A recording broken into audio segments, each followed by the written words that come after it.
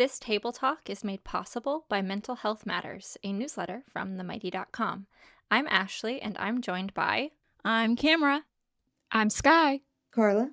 And today we are talking about anger. I don't know if y'all know in the audience, but anxiety can a lot of the time present as anger. Some people tend to be more or less angry people than others. So we just wanted to have a little conversation about it because I feel like a lot of us here, we're kind of on the same page with how we experience anger, which I find really, really interesting. So Camara, how do you experience anger? How does that show up in your life? So anger is an interesting emotion that I have tried to learn to calmly befriend and understand in relation to my anxiety. I've noticed I'm the kind of person with anxiety. I have what I call this kind of glass where I will thing that happened, just throw it in the glass, put it away. I'm the easygoing person. I present as this kind of sweet, sociable, but timid, kind human that people think, oh, she can't even say a word or would ever yell a phrase. But if I've reached my brink and I'm in an anxious state or I am hypoglycemic, I need to eat. #hangry. #hangry. #eat if you feel upset, eat. Try eating. Try drinking some water. Try eating before thinking out loud thoughts that maybe don't sound rational in the moment. I've learned that people don't always suspect that I can be an angry person. I don't think people realize that anxiety can present as anger and frustration in times when your cup is full, you haven't processed, you either haven't eaten or you're in an anxious state. That can be a reaction to deal with or to kind of have that fight or flight moment in an anxious preoccupation, which sometimes I deal with and something I have worked through, and learning how to communicate that with people is a very interesting way of going about things. But Skye, I feel like we've talked about this before where we both people interpret us as different kinds of people. I want to hear a little bit about your interpretation of that. Yeah, I mean, I'm similar in that I do try to bottle up anger or compartmentalize, and I'm like, yeah, I'm fine. I like to give off what I call island time vibes, where I'm just calm, easy breezy. You can come to me. I'm eternal summer and we're chilling. I've only recently become comfortable. Well, I'm working on becoming comfortable with the fact that that's not really true. In the past, I can think of very specific examples, especially if I were stage managing a show or I lose a little bit of control and then things build up. I let them fester and then all of a sudden I'm exploding at one of my best friends. That has happened more times than I would like to admit. But yeah, I've been working with my therapist on accepting anger as what it is, learning how to be comfortable with it and express it in a healthy way. And I think a lot of it has to do with as I work on my depression, because what is it? I feel like it's a lot of therapists will say depression is anger turned inward. I do kind of see some truth in that as I gain a little bit of self-esteem for the first time in my life, or I get a sense of self-worth for once, I'm noticing that I'll be upset by something, and instead of just being anxious, I'll say oh, how dare they disrespect me like that? So I'm working on that anger and learning to befriend it. Carla, how about you? When I was younger, I used to be just a real hothead. Things flew all over me. The worst way to feel. I hate it. It is my least favorite emotion. It's draining. My aunt did not realize the conversation that she was having one day was revolutionary for me, because she was talking about a situation and she just said the simplest sentence: I'm not going to allow them to reduce me to this. And I was just like, I never knew that was an option. It never occurred to me that that was my choice. So after that, I really started working on that. And as I get older and I've had more life experience under me, most things are rarely worth getting worked up over, because most of the time they don't turn out that bad. So I'll just reserve the anger for when I really need it, but that's not very often. It works out pretty well. Oh, there's a couple things there that really stuck with me. So the Skye, you said depression is anger turned inward. I've literally never heard that before, but I've always found it a lot easier for me to feel depressed when things go a certain way versus angry. So that is very insightful and sounds like I need to have a talk with my therapist about that specific thing. On to what Carla said about mentioning how you hate how it feels when you're angry. I grew up in a household where literally everyone was angry all the time. They were always constantly angry. It was from the littlest things to the, most serious things. So you could never really gauge like how serious the anger was. So there was just this constant barrage of anger in your direction. And so I hate how it makes me feel when people are angry in my direction. And I think it's part of the reason that I feel like I suppressed some emotions over the years is just like, I don't want other people to feel that way. But in all reality, like I am a very mellow person. I can be firm without being angry, and I can solve and confront issues in a very direct way without anger arising. But I still don't feel it. Like I get it once in a blue moon, maybe twice a year do I feel something that genuinely makes me angry to the extent that I need to do something to deal with that anger. Most of the time it's just like a flash of annoyance, and like Carla said, it can be solved a different way, or it can, like, it's not going to be a big deal if I don't feel that emotion.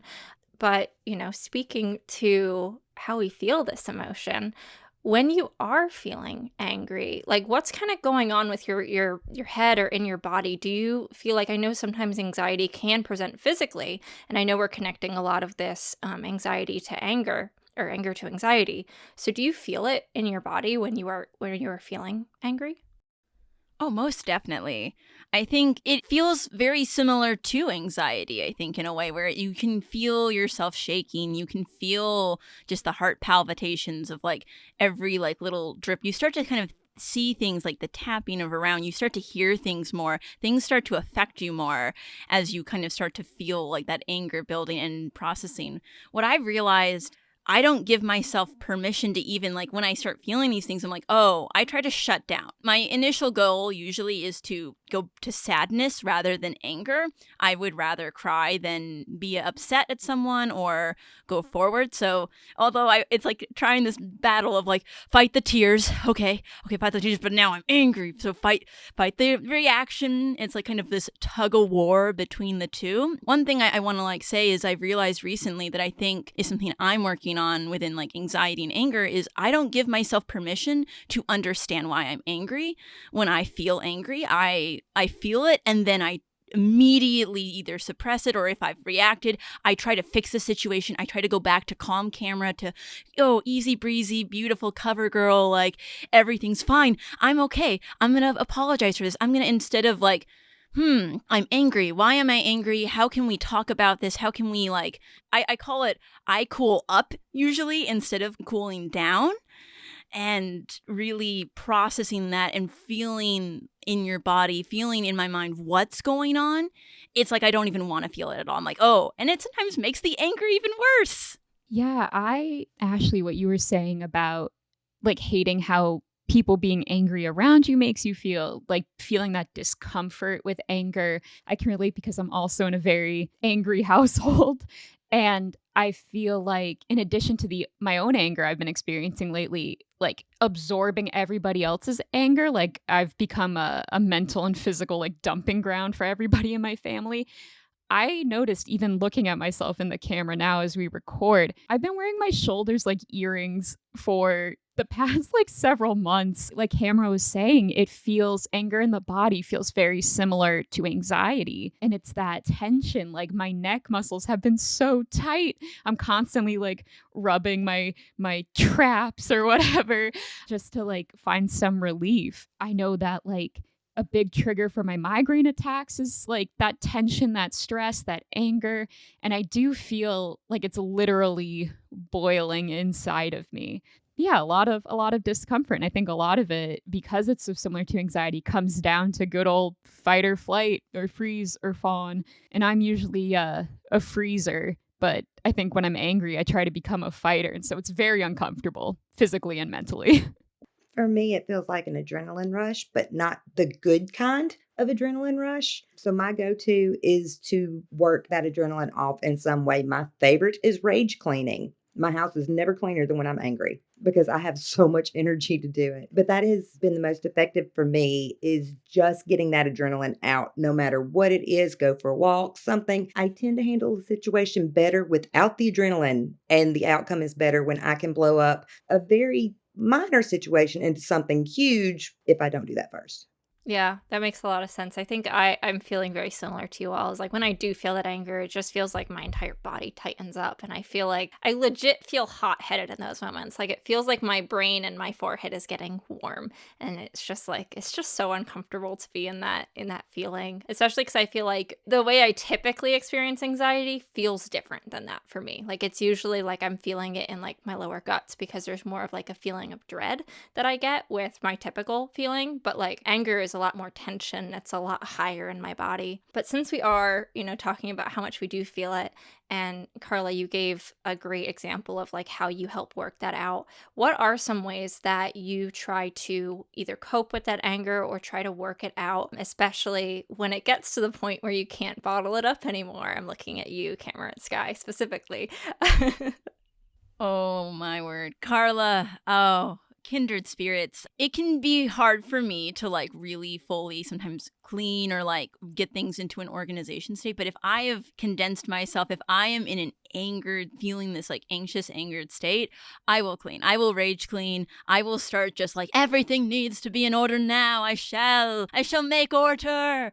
I feel like you do need to give yourself permission to like, it's not going to always, anger isn't just always going to pop like a nice smooth bubble. You need to let it out in some way. Like go take a walk. If you're feeling sad, take a walk. If you're feeling confused, take a walk. If you're feeling upset, take a walk. For me, I dance. I'm like, I need to dance battle myself out of this. Like, okay, if I just move and feel the feeling, like let yourself feel the feeling in a safe way.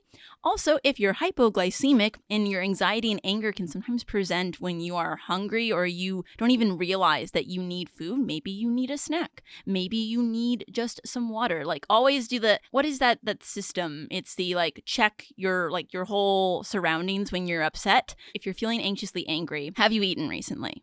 Have you taken a deep breath? Have you drank water? Have you rested?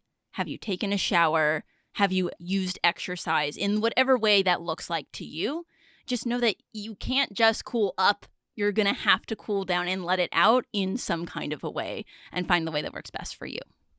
I wish I could say I had like, oh, here's my answer. Still working on that. I mean, not to be like that therapy patient, but journaling does help. Everybody's right about that. So I find that like journaling on Saturday mornings I don't know why that time has just been a good headspace for me to like reflect on the week and say, hey, I'm really frustrated. And I think a lot of my anger lately, like especially, has been about things I don't have control over. There's no way in the foreseeable future for me to be able to change those things. I know that like for myself, once I have control again over things, I know I'll feel better. But I guess to cope in the meantime, yeah, like Camara and Carla were saying, like get outside if you can, get some sunshine. Yeah, drinking water, that's huge. Eating, I also get hangry. That's a big one that I forget about a lot. Also, like if you can hop on YouTube and like look up like a de-stressing guided meditation, take those deep breaths like Camara said. I'm a big fan of like everything yoga with Adrienne, so I'll watch one of her videos, see her and her dog, and it makes me feel better. But yeah, stay tuned for once I have actual coping mechanisms and I'm able to navigate anger in a healthier way. Carla, are there any other tips or strategies that you wanted to share? I always try to find something that's going to make me laugh. So usually go to TikTok or Instagram for funny videos. Usually if I can laugh, it is very helpful in diffusing everything. That is my favorite go-to strategy. I think I definitely do something a little different for my emotional to get the emotions out, and I do something different from what I get the like physical feeling out. So in all honesty, when I'm feeling that emotion, I literally just need to bitch about it. Like I literally need to go to someone and say, let me rant to you for like X amount of time because I just need to get this out. And like, it's gonna sound wild because I don't know what's gonna come out of my mouth, but it's just like that. I need the stream of conscious to get the emotions out. And then the absolute opposite, I feel like, for the physical piece of it. Like, once that part's done, I'm still feeling heightened in my body. So I'll usually literally go find the sun and act like a plant and close my eyes and like stare up at it for like a minimum 30 seconds. Cause I just feel like it's such a good reset for me. And like in that time too, I'm usually outside with my dog. And so I can kind of like use that pause as like a transition from where I was feeling to where I want to be feeling. And that's been really, really helpful. Thank you all for these tips. Thank you for sharing about your anger or lack thereof that you experience. I know that it can be really difficult to identify that emotion, especially if it is coming from a place of anxiety and you can't quite place it. So I really love some of those tips you gave, Camara, about all of the like list of things to go through when you're feeling that way. So I hope all of y'all listening have some good tips to get you through whatever your next bout of anger looks like. And if you want more conversations like this, subscribe to Mental Health Matters by going to bit.ly/mhinbox. That's bit.ly/mhinbox. We'll see you in your inbox. Bye. Bye. Bye-bye. Bye.